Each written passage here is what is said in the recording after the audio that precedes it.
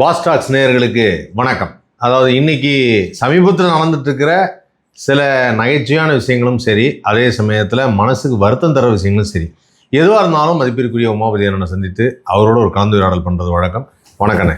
வணக்கம். எப்படின்னு இருக்கீங்க? நல்லா இருக்காங்க அண்ணே. சமீபத்தில் நிறைய விஷயங்கள் நடக்குது. அதில் குறிப்பாக பார்த்தீங்கன்னா நமது வைகோ அவர்கள் பயங்கரமான ஒரு ப்ரெஸ் மீட்டில் எல்லாத்தையும் கணம்னு திட்டிட்டு அப்புறம் தாவேக்கால போய் இணைஞ்சிட்டு அந்த எல்லாரும் சேர்ந்து கூட்டணி அப்படின்னு சொல்லிட்டு தாவேக்கால இணைய மாட்டார். அவர் எந்த கட்சியில் இணைய மாட்டார்.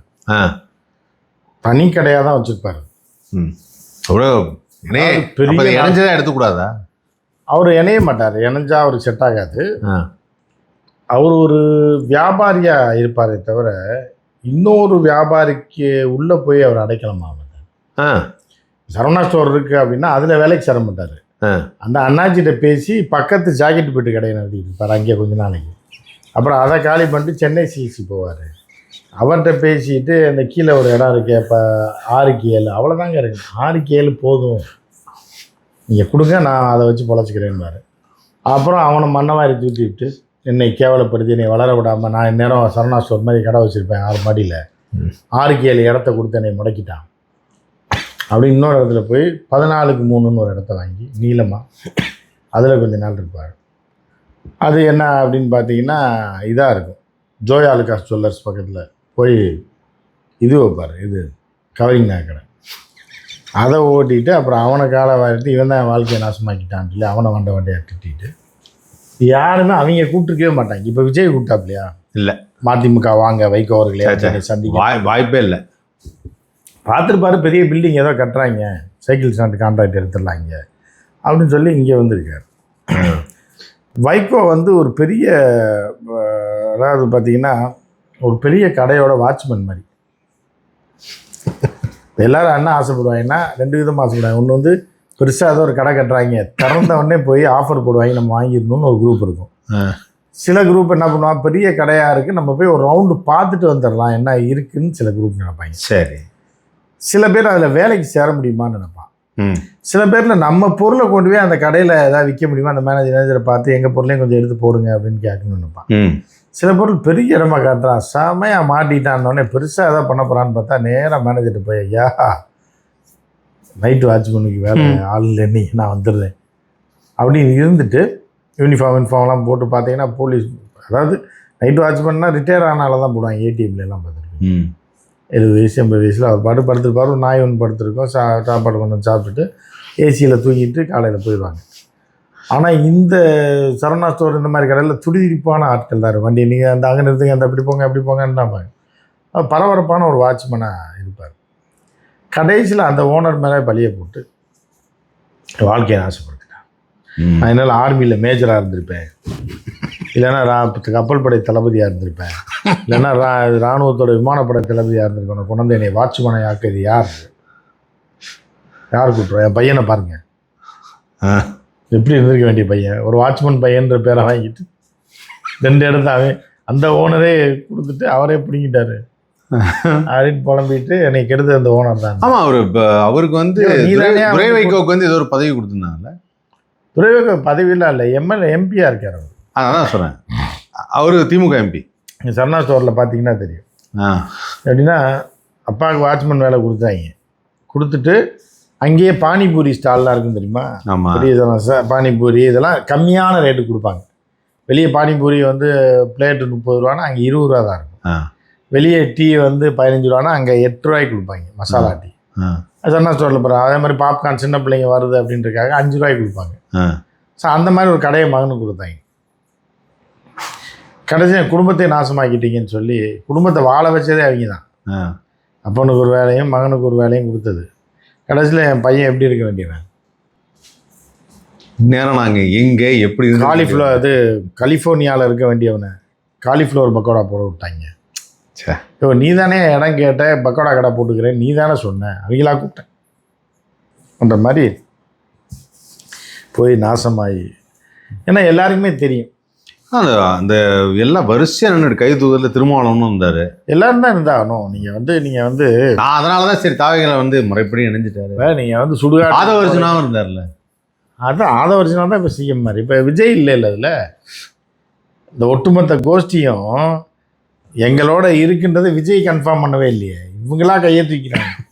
நாங்கள்லாம் ஒன்றா இருக்கோம். நீங்கள்லாம் ஒன்றா இருந்து என்ன பண்ண போகிறீங்க? மொத்தத்துக்கு சேர்த்தாலும் 10 சீட்டு தேரும். என்ன பண்ண முடியும்? ஒன்றும் இல்லை. இந்த ஏடிஎம்கே கூப்பிட்டு ஜெயிச்சு வந்து 10 சீட்டை மேனேஜ் பண்ணிட்டாங்கன்னா அப்புறம் உங்கள் நிலைமை மோசமாக. இவருக்கெல்லாம் பாய்க்கெல்லாம் ரொம்ப சந்தோஷம். அவருக்கு ஒரு இது என்னென்னா, கலைஞர் இருக்கிற காலத்தில் வந்து கூப்பிடுவார், பேசுவார், நோன்பு கஞ்சி குடிக்க வருவார், அன்னைக்கு ஒரு நாள் புகழ்ந்து பேசுவார், காதல் போயிடுவார். ஆனால் இதயத்தில் இடம் கொடுத்துட்டே இருந்தார் கலைஞர். இப்போ இவங்க வந்து பலசர கடை வைக்கிறதுக்கு ஒரு இடம் கொடுக்குற மாதிரி கொடுத்துட்டாங்க. இப்போ அவரால் வாழ்நாள் முழுவதும் நினைக்காது நடந்துருச்சுன்னொன்னே துள்ளி குதிக்கிறார். அவர் ஒரு பக்கம். வைகோவுக்கு பெரிய உற்சாகம். வைகோவுக்கு விஜய் உள்ள வீட்டுக்குள்ளே வந்து போய் பயங்கர உற்சாகம். அதான் இல்லை, அதை தான் சொல்கிறேன். கேடு கட்ட ஒரு மனுஷன் வந்து வைகோவை விட்டுருங்க. இப்போ நீங்கள் வீட்டில் இருக்கீங்க, ஒரு வேலைக்கார லேடிக்கு, வேலைக்கார வீட்டு வேலை பார்க்குறவங்களுக்குலாம் சம்பளம் நீங்கள் கொடுக்குறீங்க மாதம். நீங்கள் கஷ்டத்துக்கு வேலைக்கு வர்றாங்க. இங்கே போனஸு வருஷம் துணி எடுத்து கொடுக்குறீங்க, எல்லாம் கொடுத்ததுக்கப்புறம் திடீர்னு ஒருத்தர் வரான் அவங்க வீட்டுக்கு. வந்தோடனே உங்களை தான் எனக்கு பிடிக்கும், இவரை விட உங்களை தான் எனக்கு பிடிக்கும் அப்படின்னா எப்படி இருக்கும்? தன்மானத்துக்கு இழுக்கு இல்லை. இப்போ அப்படி இருக்காங்க. இப்போ அப்படி தான் இருக்கிறாங்க எல்லாம். அதாவது என்னன்னா, அதாவது தான் வீட்டில் தான் சம்பளத்தை வாங்கிட்டு வேலை பார்க்குறவங்கள வந்து தன்னோட கட்டுப்பாட்டில் வைக்க முடியாதவன் ஒருத்தன் எப்படி தலைவனாக இருக்க முடியும்? நான் வைகோ சொல்லிட்டேன்னு நினச்சிடாங்க. உன் வீட்டில் 10 பேர் வேலை பார்க்குறாங்க, அவனே உனக்கு விசுவாசமாக வைக்க தெரியலன்னா நீ என்ன அரசியல் தலைவன்? கேட்பாங்களா? கேட்க மாட்டாங்க. கேட்பான், கண்டிப்பாக கேட்பான். வைகோன்னு போட்டுறாங்க. இல்லை வைகோ சொல்கிறேன். அப்படி ஒரு கேடு கேட்டவன் இருந்தா என்ன, இல்லைன்னா என்ன? உனக்கு எதுக்கு அரசியல்? கட்சியை கலைச்சி விட்டு போக வேண்டியதானே அப்படின்னு சில பேர் கேட்குறாங்க. ஆமாம், சில பேர் கேட்குறாங்க.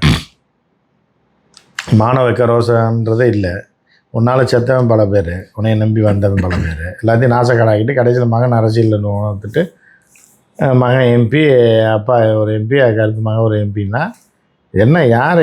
அது எந்த கட்சியை எதிர்த்து நீ கட்சி ஆரம்பிச்சியோ, எந்த தலைமையை எதிர்த்து, எந்த முக ஸ்டாலினை எதிர்த்து நீ கட்சி ஆரம்பிச்சியோ அவங்ககிட்ட அடைக்கலமே அவரே புகழ்ந்து பேசி சால்வையை போட்டு லெஃப்ட்டில் கையை காட்டி ரைட்டில் இண்டிகேட்டரை போட்டு நேராக போனேன்னா அப்போ நாங்கள்லாம் நான் லூஸான்னு கேட்குறாங்க. யார்?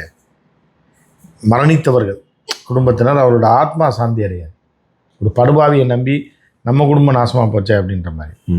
இப்போயே வைகோ சொல்கிறேன் நீ நினச்சிடக்கூடாது. இல்லை, வைகோக்கு இதுக்கு சம்மந்தம் கிடையாது. ஸோ நினைப்பாங்க, நினைக்க மாட்டாங்களா? ரொம்ப காது கூசுகிற அளவுக்கு கழுவி ஊற்றுறாங்க. கேவலமாக பேசுகிறாங்க. இன்னும் எங்கெங்கேயா போக நீன்னு கேட்குறாங்க. திமுக, ஏடிஎம்கே, திமுக, திருப்பி விஜயகாந்த், திருப்பி திமுக, திருப்பி தாவேகா. ரொம்ப பெருமையாக பேசுகிறாங்க. அவர் முக்கியம் காசு, வியாபாரம், அதான் அந்த கடை போடுறது. அரசியல் பைத்தியம். நீ எந்த அதிகாரத்தையும் நீ இன்னும் போய் என்ன ஆக போகிற? ஏற்கனவே எம்பியாக இருந்துட்டு எவ்வளோ காலம். திருப்பி திமுக காரன் தான் உனக்கு தீனி போடுற மாதிரி எம்பியாக கொடுத்தான். இந்த ஒரு குருவி வாங்கினேன் நான் எப்படி. அந்த குருவி இன்னொரு குருவி எங்கள் வீட்டில் இருக்குது. அந்த குருவி வந்து பிரியாணி சாப்பிடும், நல்லா சாப்பிடும். பிரியாணி மசாலா போட்டு போட்டிங்கன்னா சாப்பிடும். ஆனால் இவன் என்ன சொல்கிறான்னா, இந்த குருவிக்கு வந்து இந்த இது இருக்குது பாருங்க, அது ஏதோ ஒரு இது விதை, சூரியகாந்தி விதை. ஆமாம், இதுதான் போடணும் அப்படின்ட்டான். ஓகே. இப்போ அந்த குருவி வந்து பார்த்தீங்கன்னா இப்போ வந்ததுலேருந்து சூரியகாந்தி விதையை தவிர விதை திங்க மாட்டேங்குது. நான் என்ன நினைக்கிறேன்னா, இது விதவிதமாக போடலாம். இப்போ நீங்களே இருக்கீங்க, டெய்லி உங்களுக்கு மத்தியானம் மட்டன் பிரியாணி, வேறு எதுவுமே கிடையாது. ஐயோ, காலையில் சிக்கன் பிரியாணி, மத்தியானம் மட்டன் பிரியாணி, நைட்டு குஸ்காவும். எத்தனை நாளைக்கு சாப்பிடுவீங்க? கஷ்டம், போர் அடிக்கும். 2 நாள் சாப்பிடுவீங்களா? 3ஆம் நாள் வாந்தி எடுத்துடுவீங்க. ஆமாம், இப்போ இந்த சளிச்சிடும். இந்த குருவி வந்து இந்த விதையை எத்தனை நாளைக்குடா திங்குன்னு சொல்லி வேற வச்சா திங்க மாட்டேன். சரி, நாசமாக போ, அதுக்கு அதுதான் அப்படின்னு. அந்த மாதிரி போட வேண்டிய தீனியை போட்டால் போதும். அதை போட்டு தான் வச்சுருந்தாங்க திமுகவில். இதுதான் இது சாப்பிடும். டெல்லி எம்பி தேசிய அரசியல், கட்சிக்கு சிங்கம், நாடாளுமன்ற புலி. சரி, புலிக்கு புல்லுக்கட்டை போட்டு கொண்டு என் கட்டுங்கன்னு வச்சுருந்தாங்க. இப்போ இதுக்கு மேலே இந்த புலிக்கு என்ன வேணும்னு தெரியல.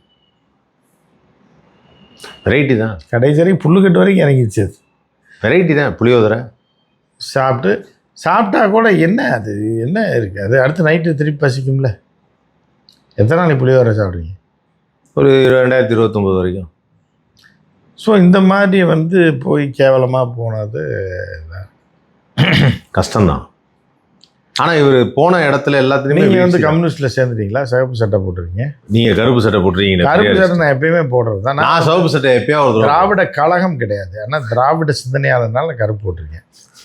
நீங்கள் ஏன் சிவப்பு திடீர்னு போட்டீங்க? நான் வந்து ஒரு கம்யூனிஸ்ட் திராவிட சிந்தனைனால கருப்பு பேண்ட்டும் சிவப்பு சட்டையும் போட்டிருக்கேன். இப்போ அடுத்து வந்து மேலே வந்துடும்னு நினைக்கிறீங்க உங்கள் கட்சி? என்ன கட்சி அங்கே போனோடனே விஜய் கூட கம்யூனிஸ்ட் போனோடனே நீங்கள் சிவப்பு போட ஆரம்பிச்சிட்டிங்க. ஒரு நம்ம ஒரு சிந்தனை இல்லையா? நம்ம சாப்பிட்ற சாப்பாட்டில் 2 இட்லிக்கு மேலே சாப்பிட்ற ஒரு இட்லியும் நமக்கு சொந்தமானது இல்லைங்கிறத நம்ம தோசைக்கு போயிருவீங்களா? 2 இட்லி சாப்பிட்டோன்னு சரி 2 இட்லியை ஸ்டாப் பண்ணு, தோசையை வை, அது ஸ்டாப் பண்ணு, அடுத்து பூரியை வை.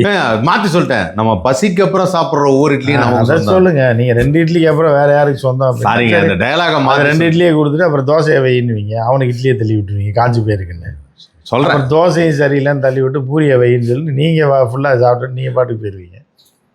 இப்போ அப்படி தான் இருக்குது நிலமை. நீங்கள் சொன்னது கரெக்டு தான். இல்லை கரெக்டு தான். இப்போ அங்கே போயிருக்காங்க தோசை சாப்பிட்றது. இப்போ எவ்வளோ நாள் இட்லி சாப்பிட்டுருந்தாங்களே, அது சரியில்லைன்னு சொல்லி இப்போ தோசைக்கு போயிருக்காங்க.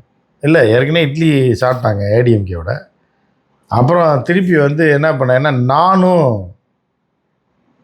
இதுவும் சாப்பிட்டாங்க, தந்தூரியும். அது விஜயகாந்தோட. அது டைஜஸ்ட் ஆகலை. எல்லாம் வயசான ஆள்லாம் டைஜஸ்ட் ஆக வாமிட் ஆகி அப்புறம் அங்கேருந்து வந்து திருப்பி தோசைக்கு மாதிரி திமுகவில் தோசை சாப்பிட்டாங்க. இப்போ வந்து பொரி உருண்டை சாப்பிட்றதுக்கு போயிருக்காங்க. நல்ல விஷயம். அதுவும் பரவாயில்ல, ஒரு மெயின்டைன் பண்ணுறாங்க. ஃபைன்.